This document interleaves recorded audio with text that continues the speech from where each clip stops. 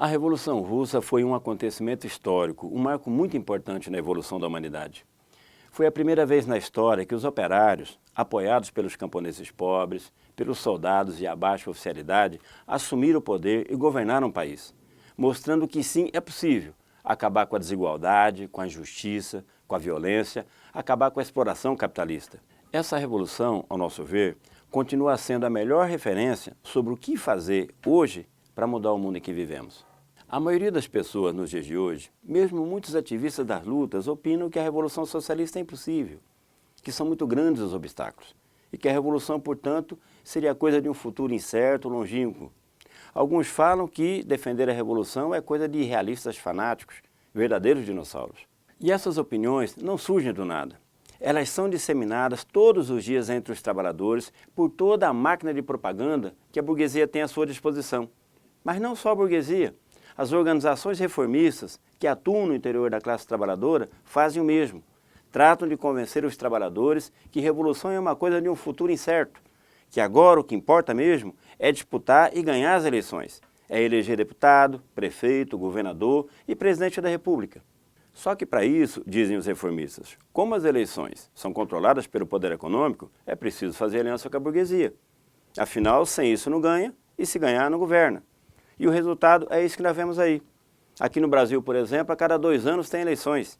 E a única coisa que muda depois delas é a vida do político que foi eleito. Porque a vida do povo mesmo, quando muda, muda para pior.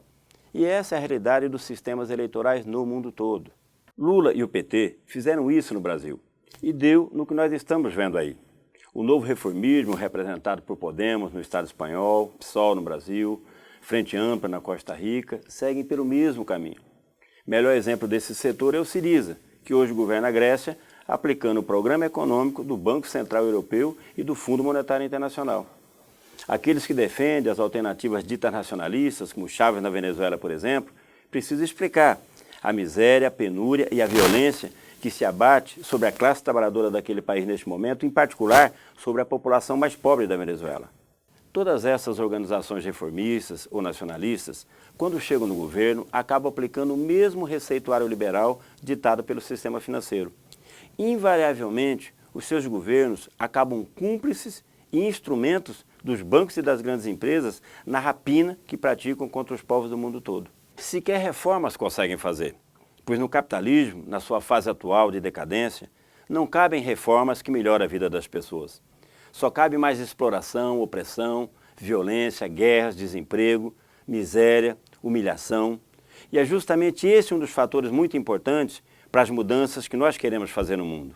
O capitalismo, pela sua própria natureza, impõe à ampla maioria das pessoas uma condição de vida cada vez mais insuportável.